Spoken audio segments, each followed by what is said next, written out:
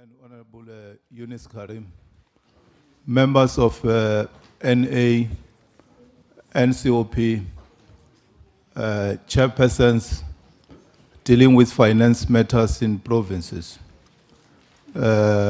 officials from Treasury, the Commissioner of SARS, officials from Parliament, and our guests who are in the gallery, you are welcome.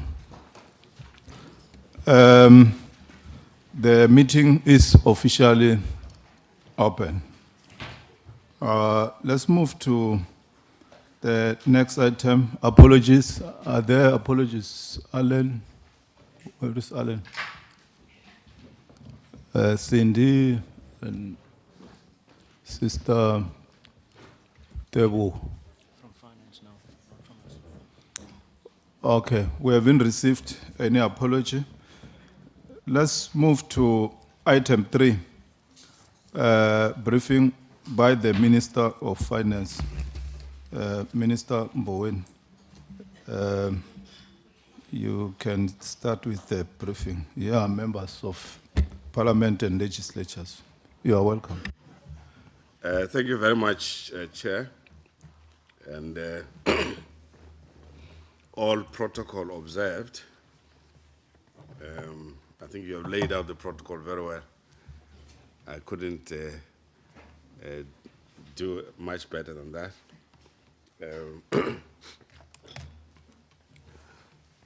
So the medium-term budget policy statement was submitted yesterday to the National Assembly, and simultaneously we tabled a number of bills.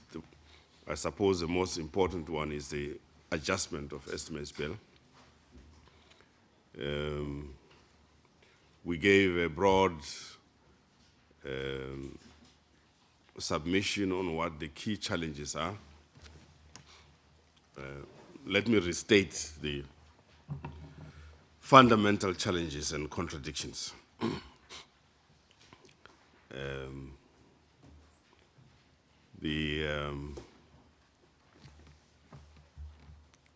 The central and fundamental issue that confronts us in South Africa is economic growth and development.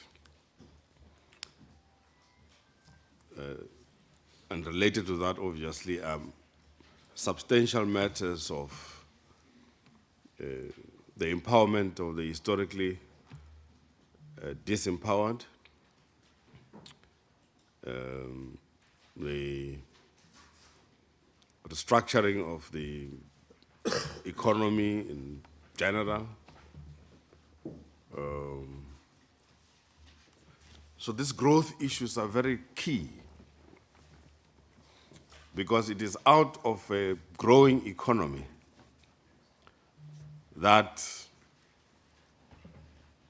we will be able to obtain more revenue for expenditure and investment, subject to a well-functioning South African Revenue Service and a population that pays tax, including Honorable Shivango. See, a population that pays tax and all other service-related payments that must be done. So we have to find measures to to boost economic growth and development in a low revenue environment with high expectations for expenditure. So it's a concoction of contradictions. But within that concoction of contradictions, I think we need to find a pathway for growth and development.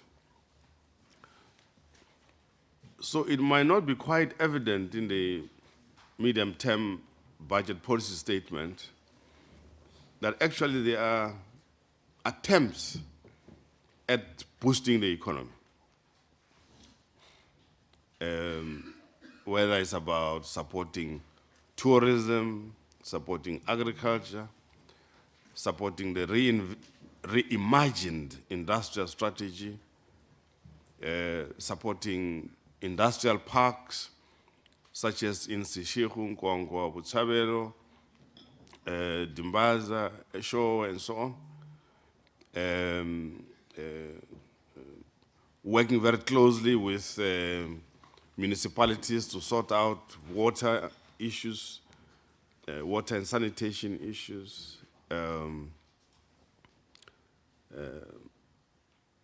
trying to get heavy load trucks off our highways onto the railways, and so on and so forth, as they say in the Eastern Cape, and so on and so forth. So those are the growth issues that we must continue to focus on, despite a very difficult fiscal situation.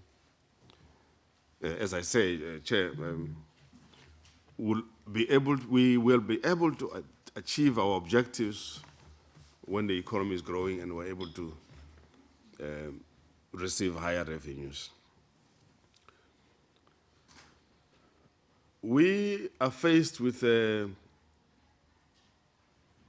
conundrum.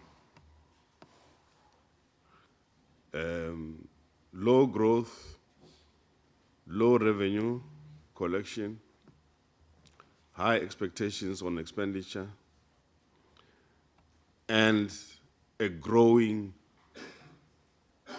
fiscal deficit. And that presents us with a huge challenge, because a growing deficit, by logical extension, will result in higher debt. And higher debt, again, by logical extension, means that we are left with very few resources. I'm learning how to use this word. It's called resources. In the private sector, we just call it the budget. We're therefore left with few resources for social and economic investment. So, Mr. Chairperson, the problem that we're facing is that the debt to GDP levels are rising. In fact, the debt service costs are rising so fast that debt service costs are becoming a significant charge on the fiscus. And now if the first thing you're going to do when you allocate your resources is to pay for debt, then you're in trouble. You must do something about it. Do something about it, and that's what we're trying to do in this medium-term budget policy statement. The actual budget is in February. As I emphasized yesterday, this is not the budget. The budget is in February. This is an indicative statement about where we're going to go. I think the confusion has come about because we simultaneously table these other bills. And so people think this is a budget. It's not a budget. It's an indicative pathway. Well, of course, we do indicate that where there's been, where there's some appropriations here and there, we do indicate that we'll deal with it. But really, the statement is not meant for that. So, let me conclude my opening remarks by saying that what then are the biggest risks that we face? Number one is low revenues, which I said put pressure on the fiscals. Number two, the state-owned companies. ESCOM, SAA, the SA Express, DINEL, South African Broadcasting Corporation, Alexco,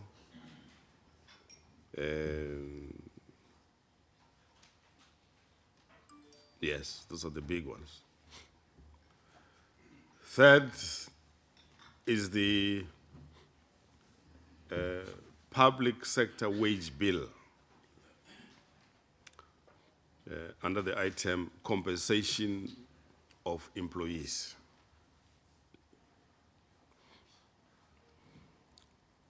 And whether Faith Mutambi likes it or not, she was part of creating this problem. And Richard Baloyi. We now are stuck in a situation where the public sector wage bill is a significant challenge that we must deal with. And of course, we have to enter into agreements and negotiate and deal with that. Finally, the risk to this fiscal framework is what we call fiscal leaks, particularly in the form of litigation against the state and the state organs. Medical litigations, which were initially concentrated in Gauteng, but they have now moved to the Eastern Cape. Police litigation against the police and others. Put together, if those litigations were to be called today, that would amount to about 100 billion rand, excuse me, in litigations. And of course, the last element in fiscal leaks is corruption and theft of state resources, which the law enforcement agencies must deal with decisively.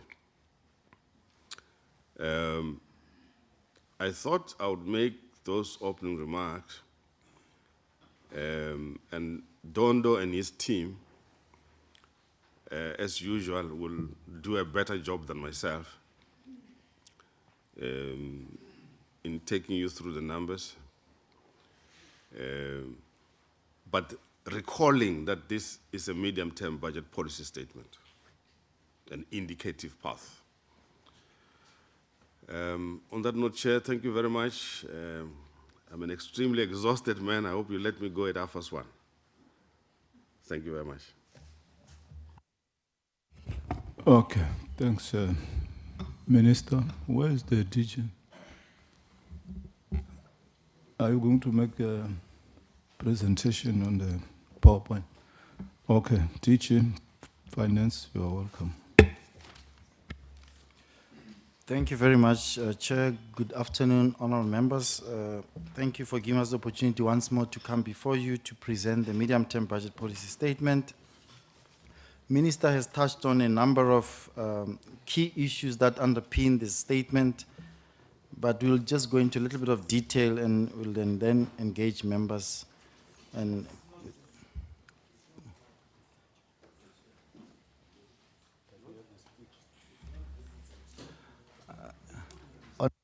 thank you very much. The Parliament can assist. Dr. Ndlozi, it has been sent to us electronically. And Yeah, it's a there poor are way copies. of doing PowerPoint. You don't do PowerPoint like this.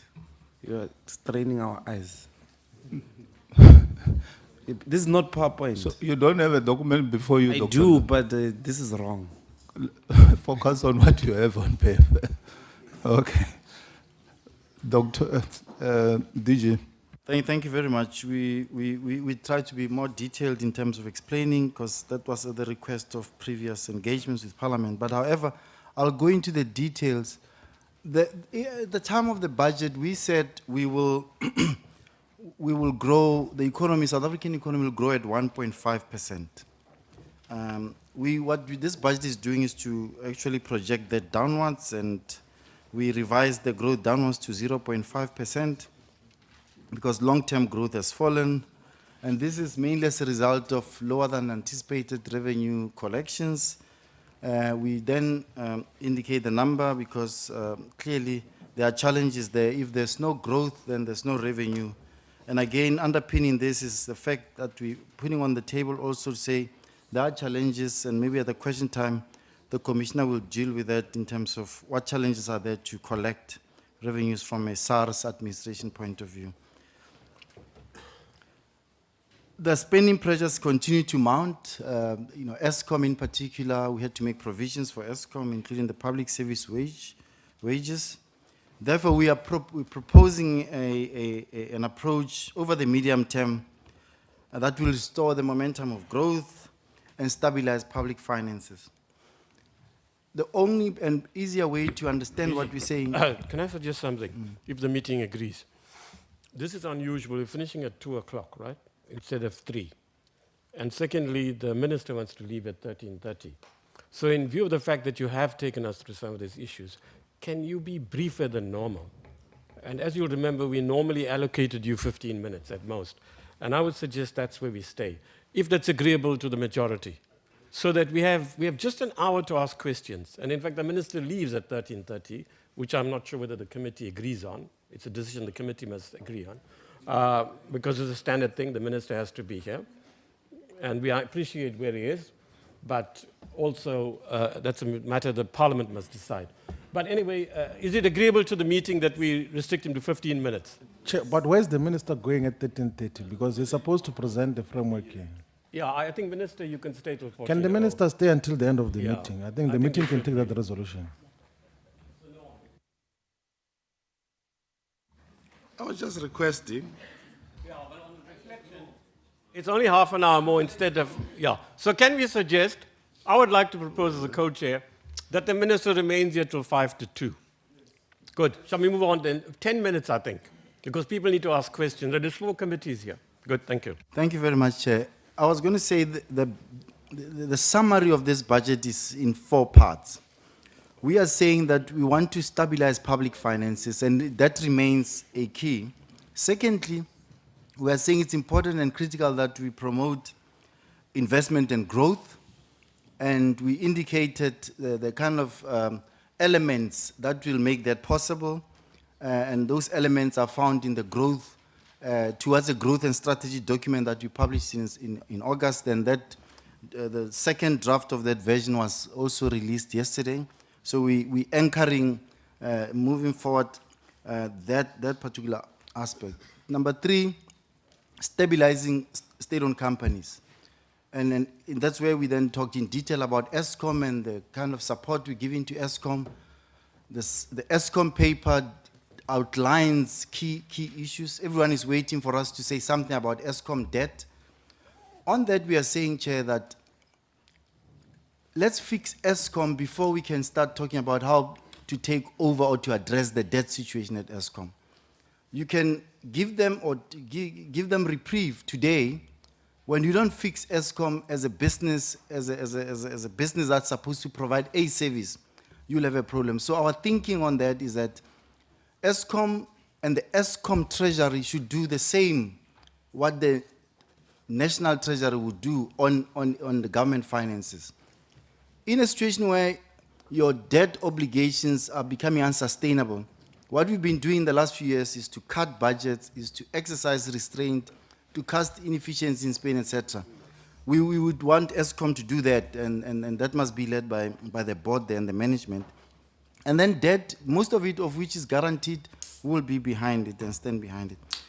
4, underpinning this budget is that we want to improve spending efficiencies and reducing waste. So if we have to remember what the medium-term budget 2019 was all about, these are the 4 aspects that we want to anchor the messaging and anchor the issues that we're presenting. The others then becomes just addition. Stabilizing public finance quickly, debt to GDP, if we don't do anything, remains unsustainable, and it will really make it difficult for this framework to actually be sustainable in future. And we are proposing, therefore, that over and above the cuts that we exercise in this budget, there's also an area around wage bill that we must address.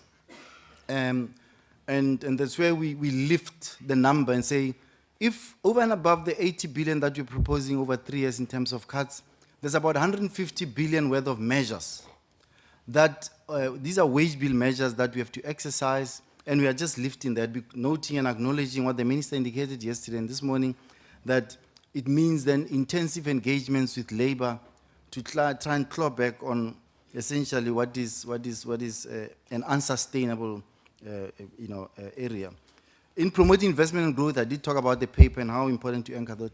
Stabilizing state-owned companies is not only ESCOM, but a number of them. Part of this budget, we also listed the kind of support that we give to other small entities. But the principle here is that state-owned companies should be able to function on their own without government support or shareholder support. If they are not able to run as businesses, I think what we've always said is that we should consider some of them, closing some of them down. We should consider,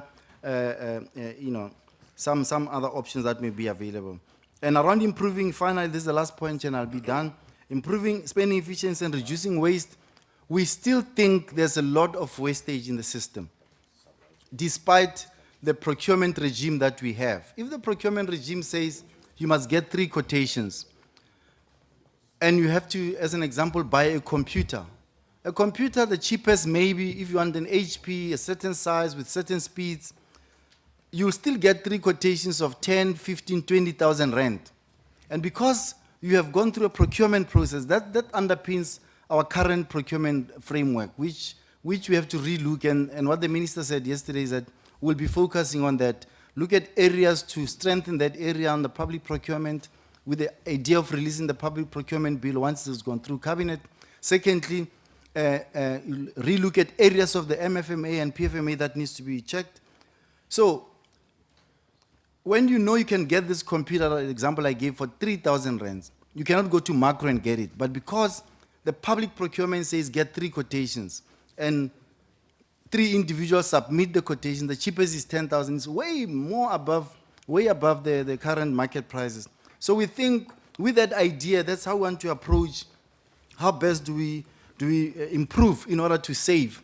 And reducing waste, Minister gave a few examples yesterday.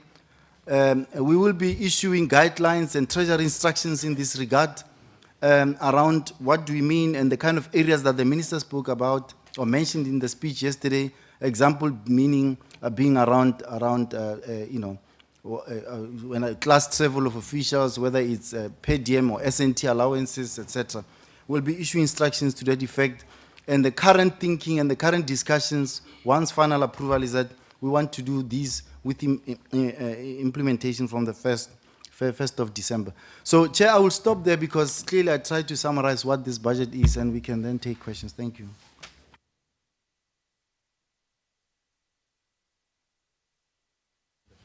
Thanks, Tichi, for the presentation. Now we'll allow members to ask clarity-seeking questions and comment. It will be strictly 2 minutes. And we have a stopwatch here. Because he said he want the minister to be here until 2, so that we don't remain. Even the deputy minister has got pressure of time. He has to go to the NCOP this afternoon for the ESCOM bill at 1:30. So let me take questions and comments.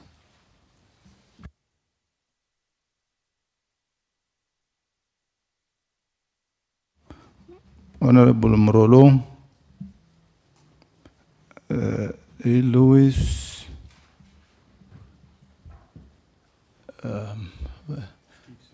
Dr. Honorable Swart, Joseph, yes. Akbara Vessels.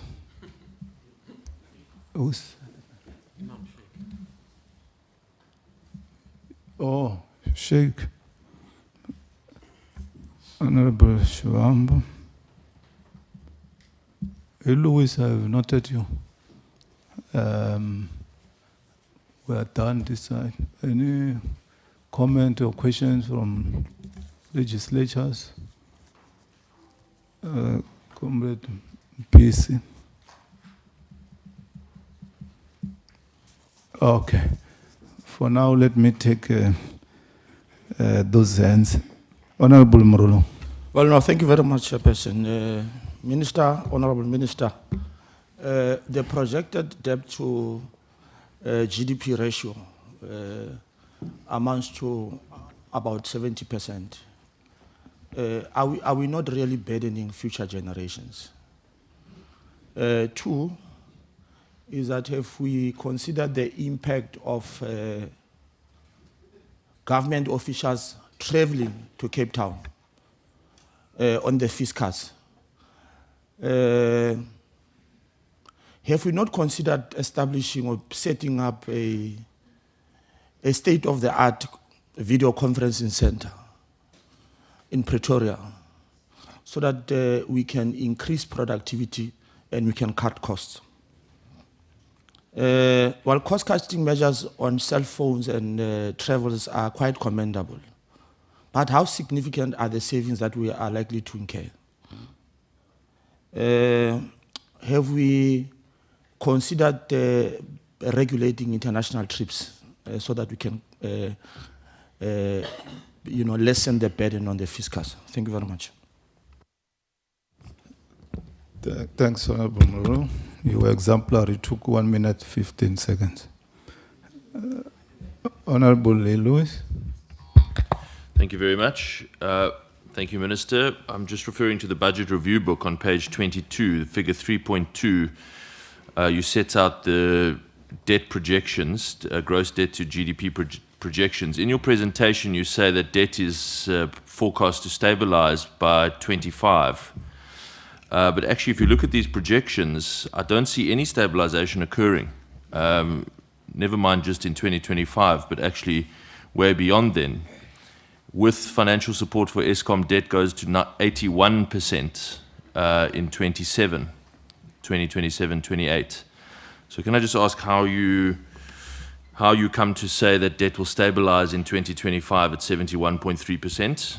It doesn't seem to match with your own projections. Then if you just go to page 61, if you would, that summarizes the financial support to ESCOM over the next few years. Can I just clarify that in addition to the 230 billion rand spread over 10 years, the 10 billion rand listed in this table is new for next year? So far as I know, that has not previously been announced. That's an additional 10 billion. Please just confirm that that's understanding is correct. Then just something that you said in your speech yesterday when you said that further financial support to ESCOM would be classified as loans. Now, as I understand it, that would just be nothing but creative accounting. That allows you to keep the loan on the asset side of your balance sheet and make your financial position look better, when in fact you know that ESCOM has no hope of repaying those loans. That's why you're also simultaneously considering a massive debt swap or debt relief of some sort. So what is the point of that other than just creative accounting? Then your speech was silent on the sale of ESCOM assets. You are left with 20 seconds. Thank you, I'll be done. Your speech was silent on the sale of ESCOM assets, although Treasury has spoken about this in the past, including in your 2 papers that you released. I wonder if you'd say a word on that, please. And then could I ask you for your position on the immediate shutting down of SA Express? Thank you. Thanks, Honorable Lewis. Honorable Swart. Thank you, Chair, and thank you for the presentation. Just very briefly, we share the concerns about the debt to GDP ratios and the increase in budget deficits. I'd just like to ask SARS, Mr. Kiswitter, the changes in the outlook, minus 52.5 billion collected for this year, minus 84 billion and minus 114.7 billion. Surely, with the introduction of the big business unit, how accurate will those figures be going forward? because that is clearly a very important aspect, is the collection of SARS. Secondly, Minister, the issue of corruption, which you have referred to very briefly, we welcome the additional amounts to NPA, Hawks, SIU, but do we appreciate the fact that they can, if you double their budgets even, they can collect tens of billions of rands now with the additional powers of the special tribunals. And that is something I would really look, given the fact that we estimate 500 billion was lost through corruption. The issue, I would also ask Minister, the engagement with Moody's. At this stage, we know they are going to bring out the assessment in 2 days. What has been your engagement with Moody's? What is their assessment of the medium-term budget, if you're able to comment on that at this stage? And then the very important issue that you raised in your speech about SOCs, no more bailouts, but instead of loans. Now, we know in June 3, 2015, the minister converted a 60 billion rand loan to equity. So we've been there before. What is the chance of you giving a loan and then it is converted to equity down the road? We appreciate your concerns, but we've followed this path before.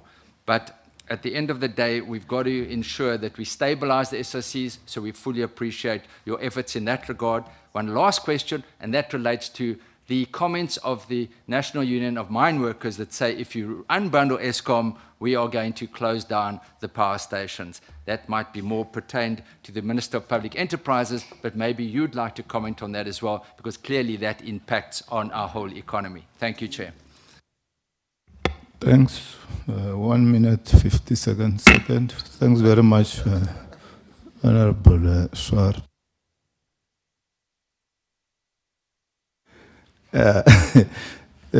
Honorable Joseph. Thank you for the opportunity. I welcome the comment by the Minister on particularly the area of tourism. So I think it's a great opportunity for us to grow the economy and also agri, particularly exports.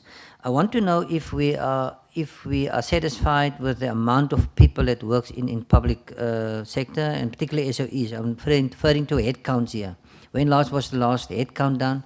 And do we know how many people we must pay? Because if that is not sorted out, then we have a problem still to control finances. And then the negotiations, the big elephant in the room, the wages. I want to know if, because I heard Eskom has settled for 3 years already, 7%, if I'm correct. Where do we draw the line in terms of instructions, or what is binding and what is up for negotiations when it comes to wages? I think Treasury must just guide us. Where do we stop and where do we start as Parliament or as departments to help reduce the expenditure and to even stop corruption as far as ghost workers is concerned? Thank you. Thanks. 1 minute, 2 seconds. Vessels, Akbar. Thank you, Chairperson. Firstly, with regards to, I'm covered on Moody's to a large extent, but there's a lot of predictions that they will downgrade, and research panels that have a consensus that we will be downgraded on Friday. Did National Treasury take into account what effect that will have on the country, what effect that will have on our debt as well?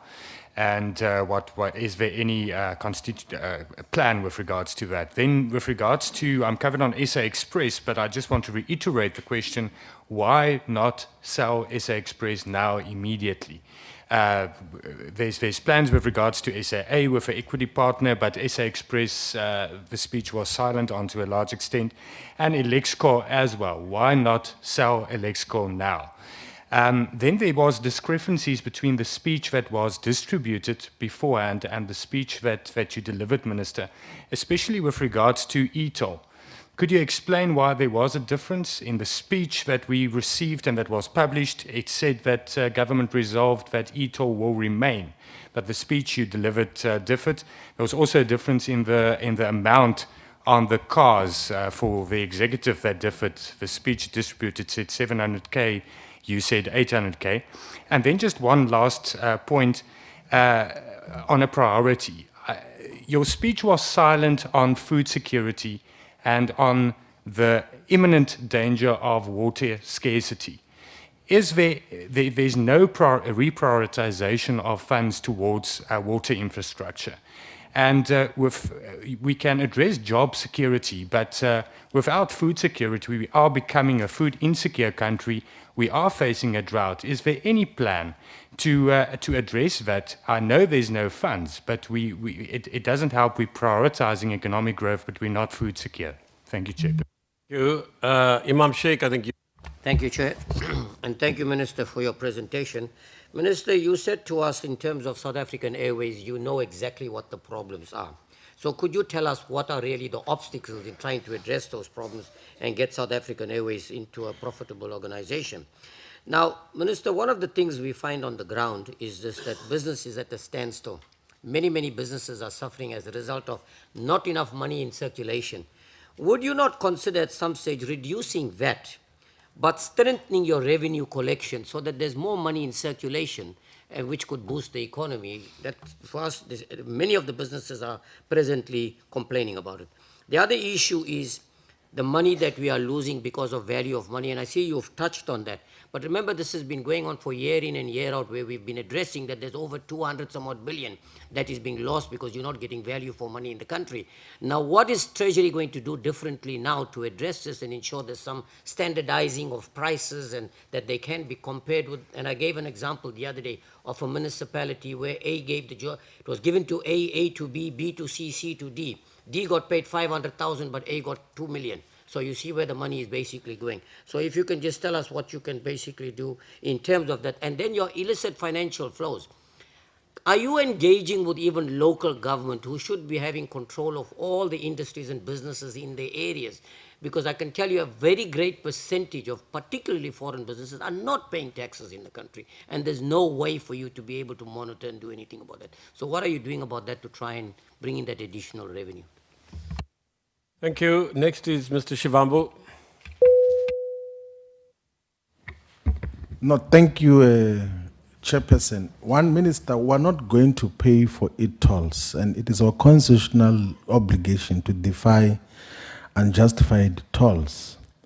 It's a form of protest, so whatever you do, whatever you say, and there won't be any form of enforcement that will force us residents of Gauteng to pay e-tolls. It's not going to happen. In terms of the debt that the money that is owed to Eskom by municipalities, why don't you write it off? Or on the municipalities that are owing Eskom, you deduct from the allocation from the national treasury to the municipalities. But in relation to Soweto, it's individuals who are owing Eskom, and those individuals, it's unemployed people or social grants recipients. Even if you can take the army to want to demand the money, the so-called 18 billion rand that is owed to Eskom by Soweto residents, you won't get it. Even if you can kill them and do whatever, you will never get it.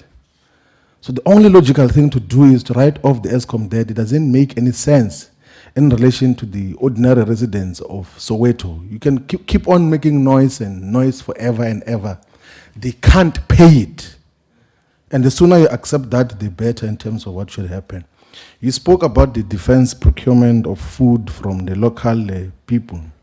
Why don't you look into the broader perspective of amending the procurement policies, including the PFMA, to enforce domestic procurement, like procurement of domestically produced goods and products and services? That is how we are going to increase economic activity, then increase economic growth, and then you deal with the revenue shortfalls that are talking about. Let us, because majority of the things, if you were to trace the origins of the products and the services that the state procures, you will find that majority of that comes from outside. We have spoken about this for the entirety of the 5th Parliament on the issue of tax avoidance and profit shifting. There is no believable plan from SARS in terms of how do you tackle tax avoidance and profit shifting. There are cosmetic issues that are being spoken about, but there are legislative issues that have to be dealt with in terms of how do we deal with that. Are you maximally taxing e-commerce? Are you maximally taxing Uber?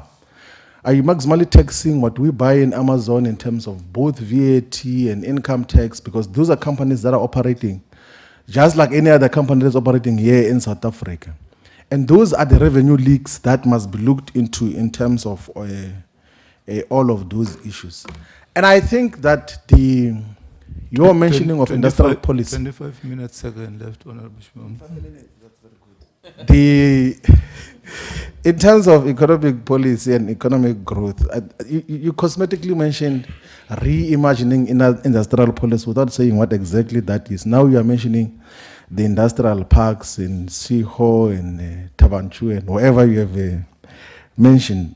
But one thing that you should know is that you cannot divorce industrial policy from trade policy or tariff policy broadly, and strategic import substitution in terms of what should happen, because you can have a textile manufacturer in Chico, but against competition from whoever brings a textile from China, you will not have that as sustainable industries. Not that is just an example, but there are so many products that cannot be sustainable. So to speak it in passing, you are just saying it because you think it's an obligation to say it, but there is no clear commitment to increasing economic activity, therefore growth, and therefore broaden the base for revenue collection. That is basically our quick observations. We'll deal with the other issues, like the relocation of Parliament to Pretoria, so that we do not have to deal with these issues of whether business class or economy class, because in any way there's no price differences between economy and business class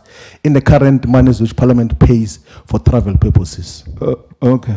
We'll allow members to make a follow-up questions after the minister, the deputy minister will have responded. Is it Mpisi or Malima that side? It's Mpisi, Chair. Thank you very much. No, Chair, I'm covered on the issues of the e-toll, but I just want to emphasize, Minister, that the President Ramaphosa has given the Minister of Finance and Minister of Transport, as well as the Premier of Gauteng, to have a meeting to find the lasting solutions on the e-toll. But we don't know how far these discussions are at this stage. And yesterday, because we had a lockup, and we received a different delivery of speech when you delivered your speech from what we had on this matter of e-toll. If you could further clarify us on that one. Because we are from Gauteng and we know that the Premier has pronounced in his State of the Province address that e-toll has no life in the province. And those countries must actually be stopped to count the cars that are passing by. The second one is the issuing of the guidelines on the traveling expense and the pay diums that are given to members. And those are the issues that you're going to give to the various departments, and also you have encouraged the National Assembly and the legislatures to look at. How are you going to enforce that particular guideline for implementation? Thank you very much. Thanks, Honorable Mpisi. Honorable Tipo Peters. Thank you, Chairperson. And thanks to the Minister and DG for their presentations. Minister, with regard to the municipal debt, I think one of the members did speak to that particular point. Is it not possible that COCTA and National Treasury work on a formula or a proper way of dealing with the municipality debts to ESCOM, in particular looking at top slicing municipal budgets to cover the debt that they owe to ESCOM, primarily because ESCOM will never win if they take municipalities to court for this particular debt, primarily because it is not the ordinary people and businesses that actually owe ESCOM, but the municipalities. So I think it is important that National Treasury and COCTA work on a solution for this matter. But also with regard to individual households, is it not proper for us to have a situation where there is 1 meter or a 1 meter, one household type of intervention? This will help identify those indigent households Honorable Shivambo was referring to, in particular if you speak about the debt in Soweto, because you'd have a situation where when the municipality does their indigent registers, the household don't qualify, primarily because of the number of different households, those who live in the garages, the back rooms and the shacks in the yard. Then the senior citizen, who is the main mustens, owner of the house, would not qualify for indigent, primarily because of the income levels of those who live in this particular yard. So I would believe that one household, because those are many households in one yard that needs to be identified, that probably are draining on the supply to the main household. The other issue is with regard to 25 seconds. to the e-tolls. Is it not proper to introduce some kind of fuel tax for Gauteng and look at how to address this particular issue?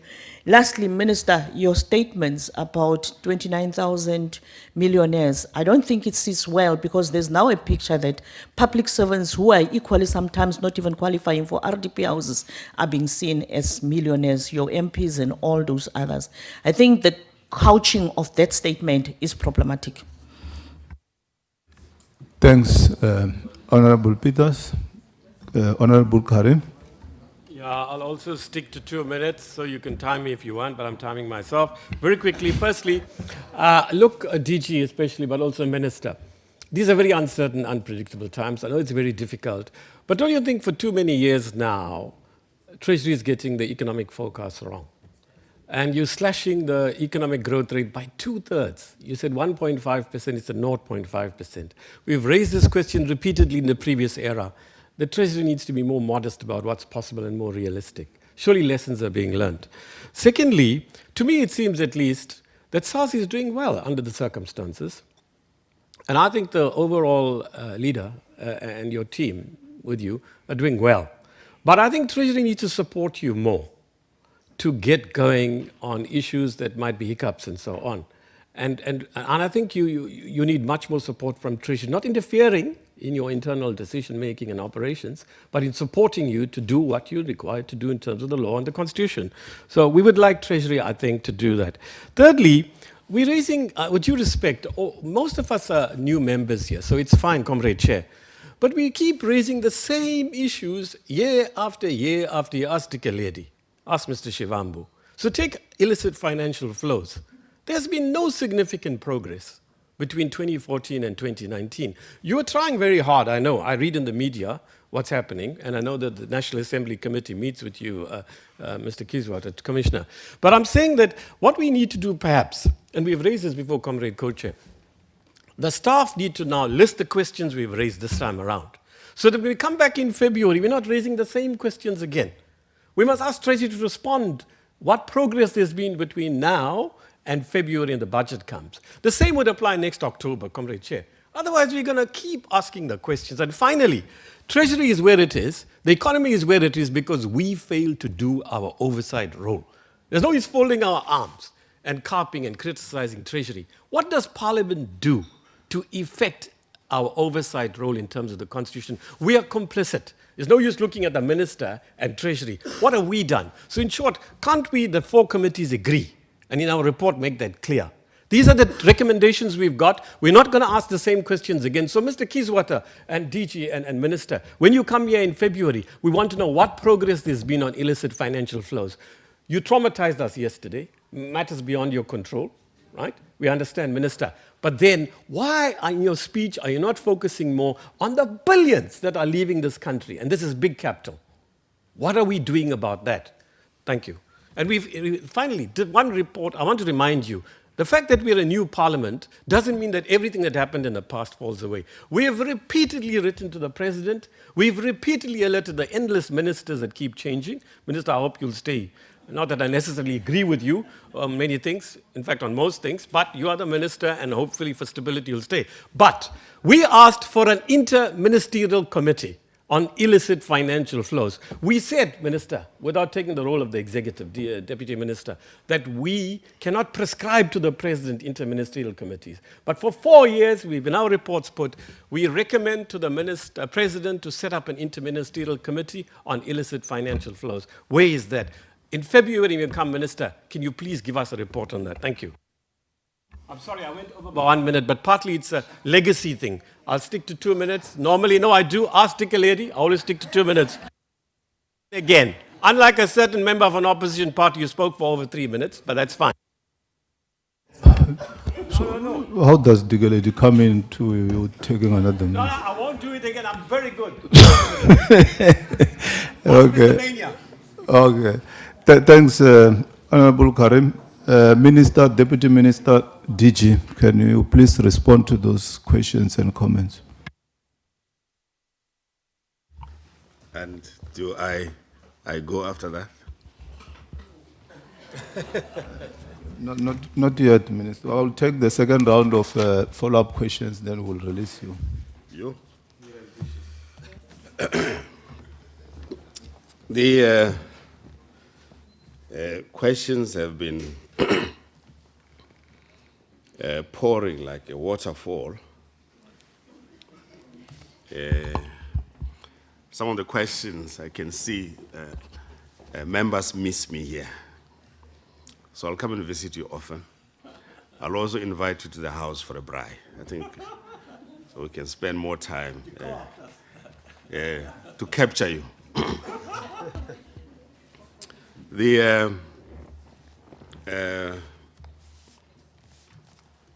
The debt to GDP ratios, are we not burdening future generations?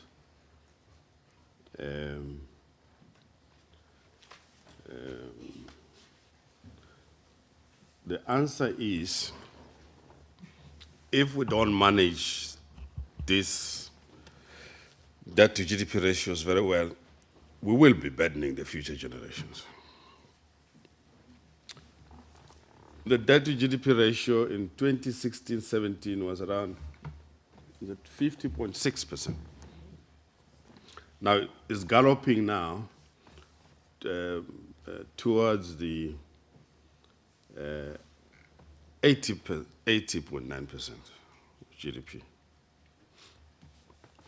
So, I know one speaks to members of parliament, one needs to be a bit more clearer. So GDP,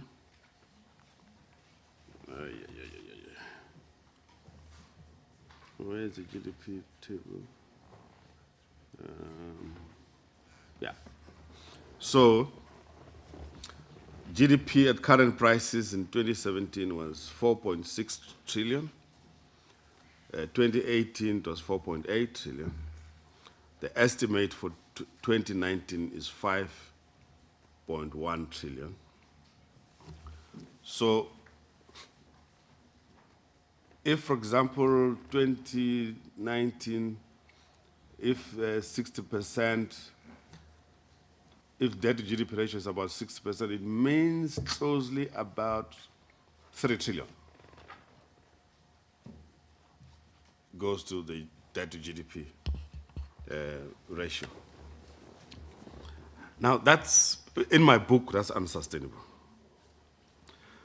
I know that most of you read all kinds of literature, and part of the literature will say debt doesn't matter. It depends on the composition of the debt.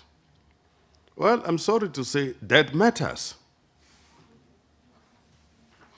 I disagree with those who say debt doesn't matter. Of course it matters.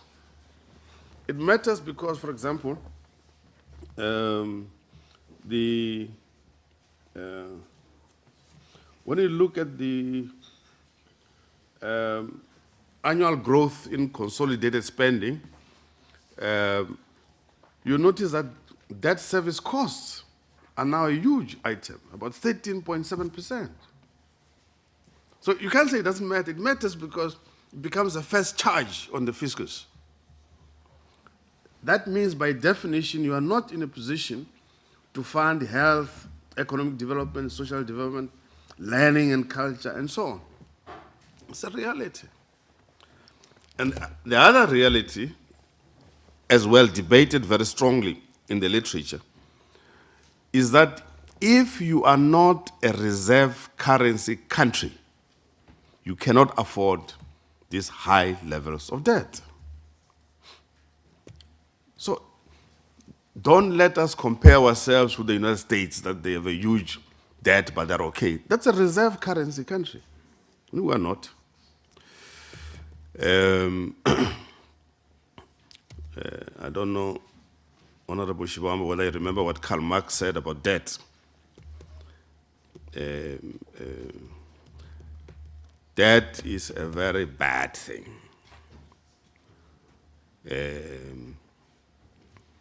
So, yes, we might be burdening the future generations. And so what do we do about this? Because if somebody visited us here from Mars and found us sitting here and said, what sort of people are these who sit and complain about their situation? What are they going to do about it? And leadership is about having to do something about a difficult situation. So we have to arrest the growth in debt. How do you arrest it? You have to contain your expenditure and grow the economy so that you can have more revenue. That's what you do. If you've got 3 BMWs at home and your income is collapsed, what do? You sell some of them in order to make ends meet. That's what you do. So, will we sell some assets? Yes, we will.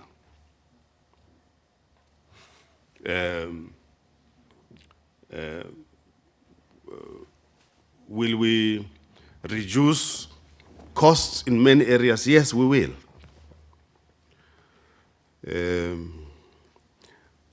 I still have to have a conversation with the Minister of International Relations and Development and Cooperation about, for example, rationalizing our missions abroad.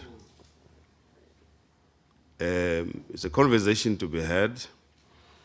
And there are a number of things involving diplomatic costs that can be rationalized. Just an example.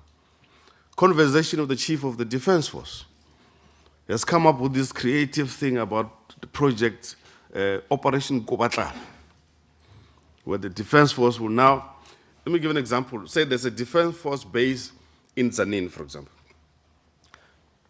There's no need for them to receive tomatoes from the fresh produce market in Pretoria, because those same tomatoes came from ZZ2, which is next door. You see? So the transport cost of the tomatoes going to Joburg and back doesn't make sense. When you can go to Muegates and go and buy the tomatoes directly there, 10 minutes drive. So, and correctional services, for example, has large farms which are not being productively utilized. They can feed themselves and also sell agricultural products to communities.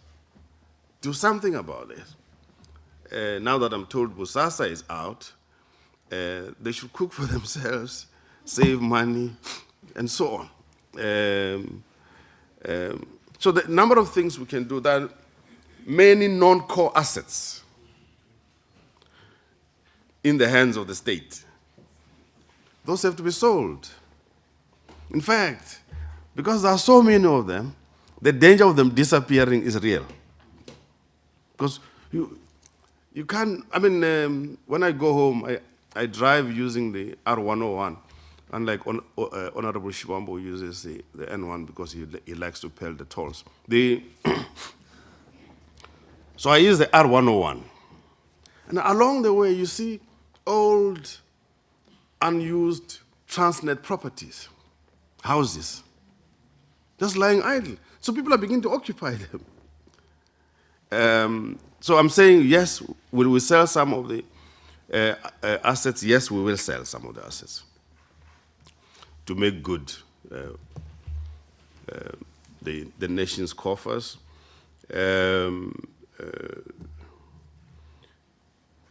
South African Express, You know the answer. Okay, so he says you can go back to Hansard. There is no logic whatsoever in having South African Express and Airlink competing with one another, yet South African Airways owns about 3% of Airlink. Makes no sense whatsoever. Now, of course, the Minister of Public Service and Administration is dealing with this matter, but we are quite convinced that we should close South African Express. Either fold it into Airlink or just close it. And you can increase your shareholding in Airlink if you want, but you have a foothold already, you're a shareholder. And they're managing a business. I don't quite like their service because they're stingy, but they get it.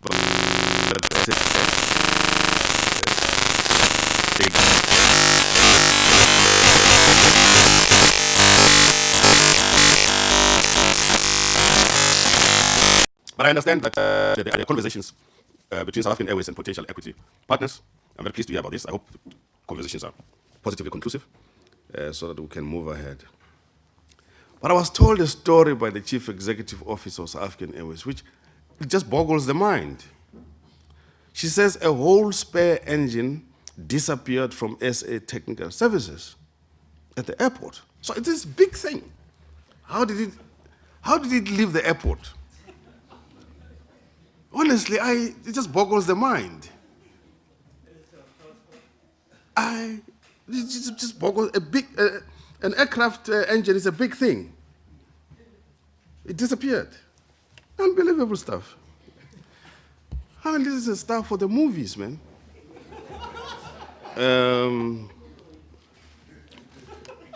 We are in a situation where to give proper service to South African Airways, we fly the aircraft to Jordan, empty, and it returns empty, because we've destroyed our capacity as South African Technical Services.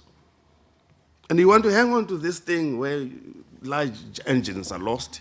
What for? For ideological reasons. What ideology is that? The ideology of theft. What is that?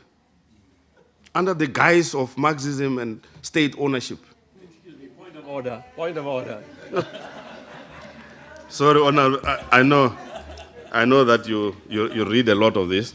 So let me leave that alone. We'll have time to talk about it. Video conferencing facilities. The issue about video conferencing facilities is very helpful. It will cut this up and down business. Very helpful, but it doesn't solve the fundamental problem. Parliamentarians and the executive must agree to have one capital for the country. And that might have to be Pretoria. You see, at the conclusion of the Anglo-Boer War, when the Treaty of Vereeniging was signed, there was also a provision for the possibility of establishing one capital in Pretoria. So on Spansberg Road in Pretoria, you see a huge amount of empty land there. That's where Parliament was supposed to be built. Just next to where the Department of International Relations is now. It's a huge piece of land. That will explain why Brian Terran Estate is and the President's residence is. It was supposed to be consolidated there. In 1994, I was part of a subcommittee of Cabinet which looked into the possibility of one capital. We came with a conclusion that said, actually, we should consolidate in Pretoria. And as an interim measure, let's refurbish the old Transvaal Radsal on Church Square, which has enough accommodation for the National Assembly and the National Council of Provinces. And then the offices around Church Square, which we could revamp, which would become offices for members of Parliament and so on. So I submitted the report, 1994. The Cape Caucus, unorganized as it is, of the ANC, of the DA. The EFF was not there that time. There was IFP. Yeah. The Cape Caucus organized a massive, invisible campaign. And the municipality. And the Cape Town municipality. And Derek Hanekom's brother. They launched a huge campaign here to keep the capital here. I can tell you, at the end of the 6th Parliament, you would not have resolved that issue. At the end of the 9th Parliament, you will not resolve that issue. So find a solution, people, please. Maybe we'll all go to Bloemfontein. It'll be better there. How much savings do we expect to gain from these measures we announced? Let me just give you an example. On cell phones, cell phone usage in the state system. I think for 12 months up to July this year, the cost had been plus minus 5 billion rand. So it's not a small change to save on cell phones. It's huge. S&T, subsistence and travel. This one I know, I did indicate to the president that on this one, maybe we should just leave the Minister of Finance to do the determination because nobody will ever agree. But we're cutting that. Subsistence and travel. You see people traveling around the world, you meet most of them at shopping centers than at the meeting. So, international travel has to be managed and monitored by the relevant institutions. Take Parliament, it's up to Parliament to manage how MPs travel around. But there is no doubt, honorable members, that there's too much traveling. Uncoordinated. You find a minister arrives in Berlin, suddenly you find the mayor of this city or premier. It's uncoordinated. What message is being taken there? Menger Mush. So we need to coordinate that much better, and we need to avoid first-class travel, please. The loan facility, I think Sepiso can speak a little bit about that, DG. But basically, it's a basic thing. If, as Dondo was saying, if your grown-up children keep coming to you to ask for money, and you just keep on giving them money, the sense of responsibility diminishes. But if you say, okay, fine, yes, a family trust, you want to borrow money, go to the trust, but you must pay back. You have to pay back. But then there's, again, another conundrum. The conundrum is that these state-owned enterprises are owned by the state. The state is a shareholder. If it was in the private sector and a company got into liquidity problems, they will do a rights issue to be able to recapitalize the business. Now, in the state, there's no rights issue. It's just equity injection all the time by the state, and you're the only shareholder. You see, unlike, say, at Telkom, where Telkom is a partnership, a mixed sort of economy type company because there's private sector there, there's a state there. When there's to be a rights issue, all of us have to inject liquidity. But in this instance, where the state is a sole owner, it means the taxpayer has to do the rights issue by injecting capital. And I think what we're saying is that there will be moments when it's clearly will be in a rights issue environment where we have to provide allocation. There are times when really it's a liquidity mismatch issue. Then these state-owned companies must approach that facility in the treasury to go and borrow at negotiated interest rates, which will probably be less than market rates. I'm looking at Sepiso with fear.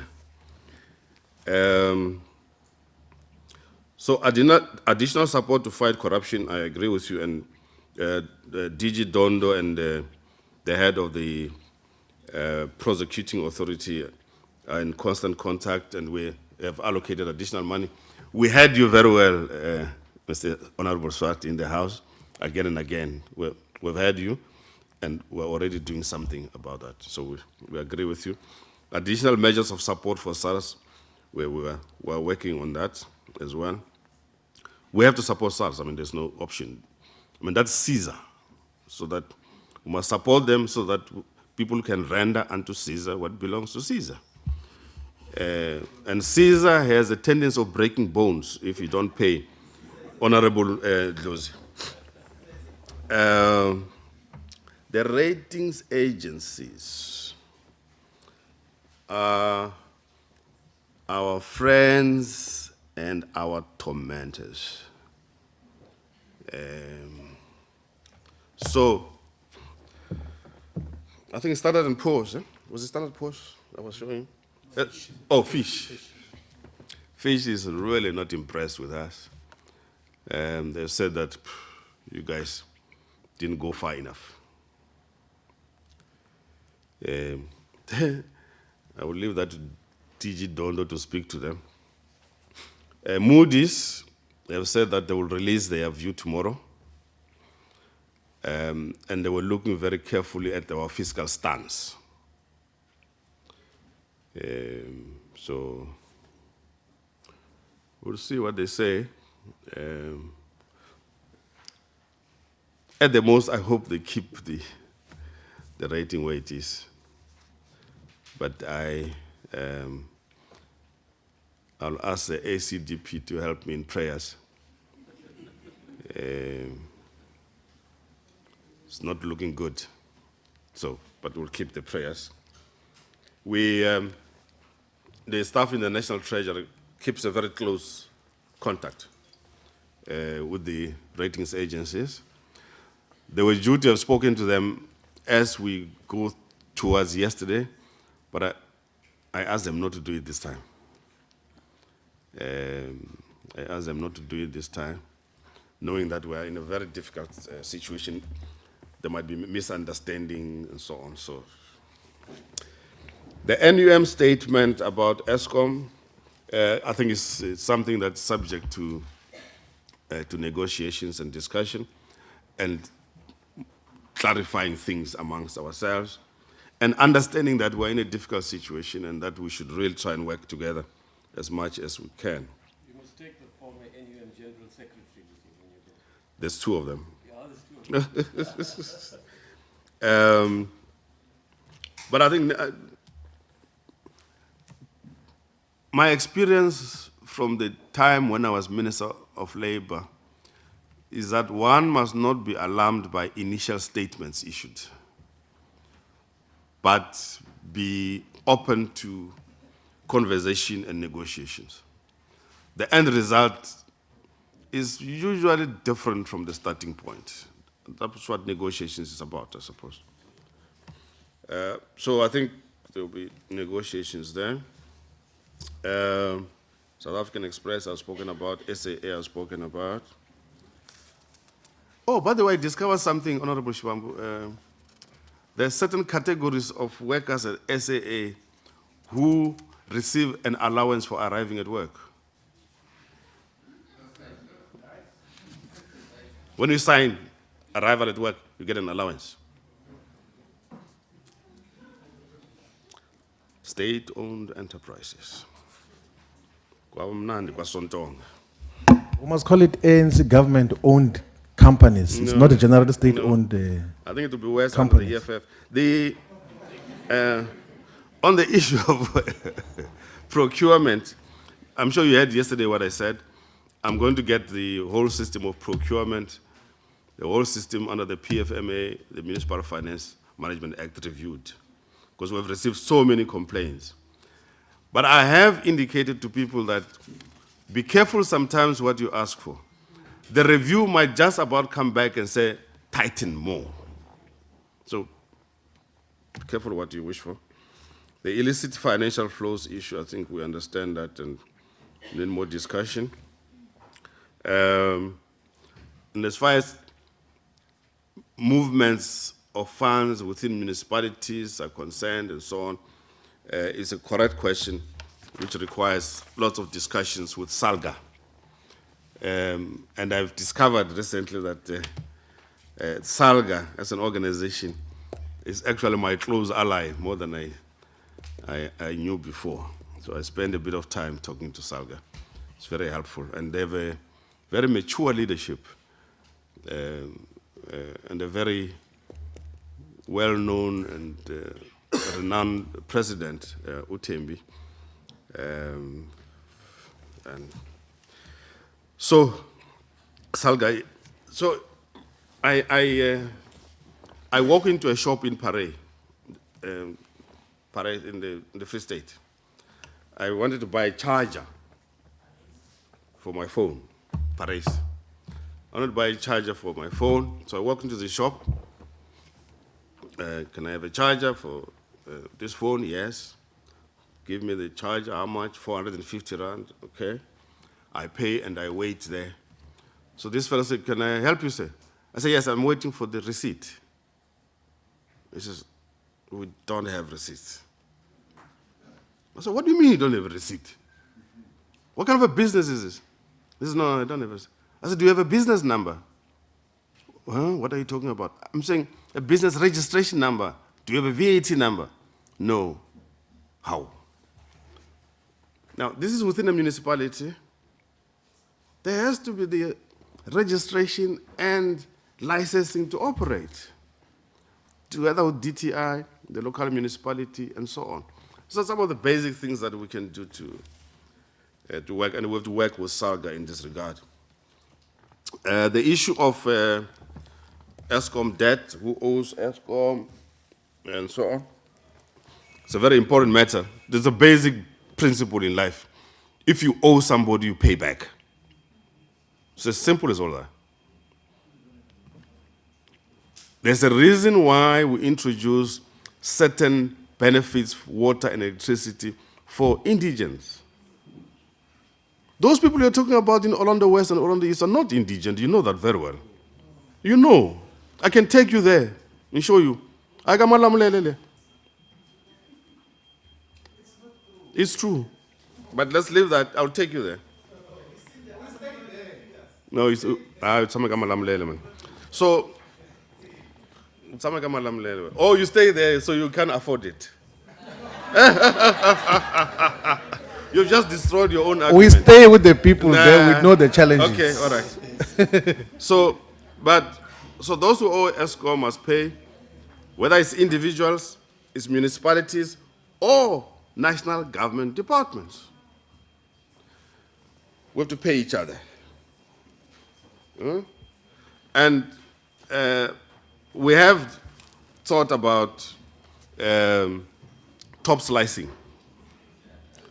But you know, if, for example, a municipality owes ESCOM and we deduct from them, it might mean that services which were due to the local people are going to suffer as a result of the actions of the municipality.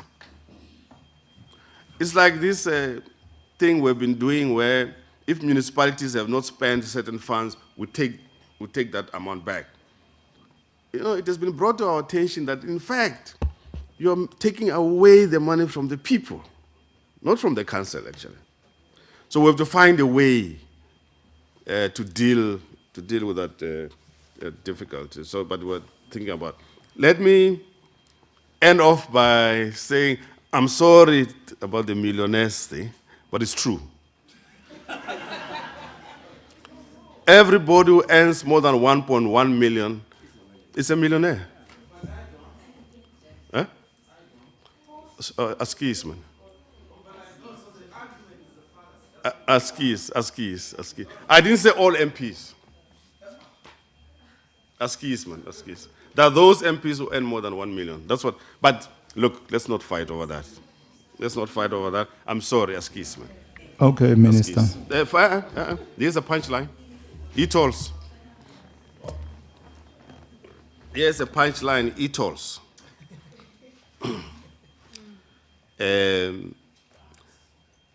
We have probably been communicating this matter wrongly.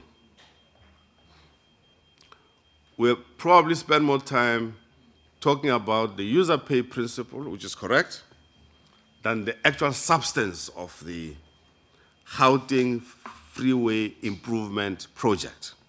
That's what we should be talking about. Gauteng Freeway Improvement Project, which is aimed at managing the roads of Gauteng, improving the roads of Gauteng, removing congestion so that there can be movement and business can flow.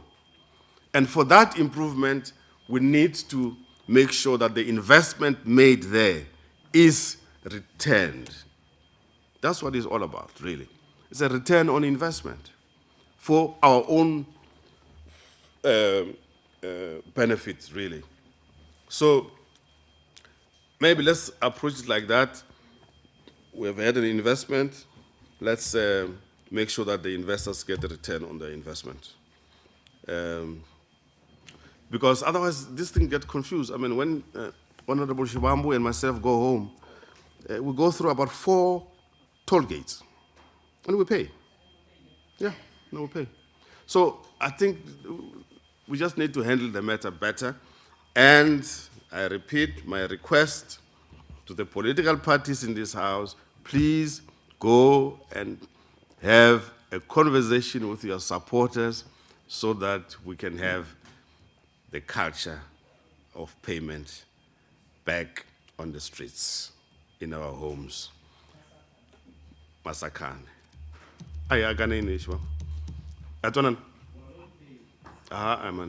But the land, man. Okay, Minister. Maybe in closing, can you make sure that we have a proper system of track and trace by SARS? Yes. There is a problem of under-declaration by most industry. Tobacco, sugar, fuel. Can that system be in place, and when you come back here in February, you will give us a progress report? We know many companies which are operating illegally, legally, but are under-declaring tax. Billions of rands, let alone illicit tobacco smugglers. Thanks very much, honorable members. Let's adjourn the meeting.